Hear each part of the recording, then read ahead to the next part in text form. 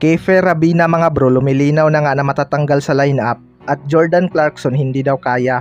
Yan mga bro, pagkatapos mong ilike ang ating video, mag-subscribe na rin kung bago ka pa lang sa ating channel at i-click ang notification bell para lagi kang updated sa ating mga sports balita.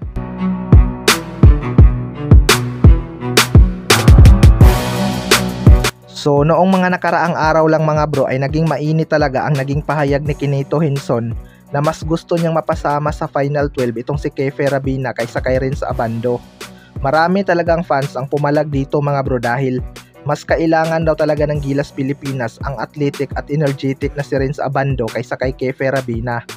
Kita nga natin sa dalawang tune-up game ng Gilas Pilipinas na wala talagang magawa itong si Kefer Rabina dahil maliit nga ito kumpara sa ibang mga guard. Mas may naaambag pa nga itong si Renz Abando kahit maikli lang ang nakukuhang minuto.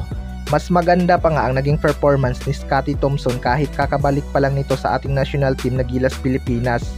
Nakapagtala nga ito ng 19 points sa dalawang tune-up game ng Gilas Pilipinas kahit hindi siya ang main option sa opensa dahil taga-timon nga lang siya ng play. Kaya maraming ang kumbinsido mga bro na hindi deserve ni Kefer Rabina ang isang slot sa FIBA World Cup. Pero kapag nakuha ito sa Final 12, paniguradong dudumugi na naman ang mga basher itong si Coach Chot Reyes. Sa kabilang banda naman mga bro, Jordan Clarkson hindi daw kayang magbuhat sa Gilas Pilipinas. Maraming ang mata ang nakaabang sa magiging performance ni Jordan Clarkson ngayong FIBA World Cup mga bro.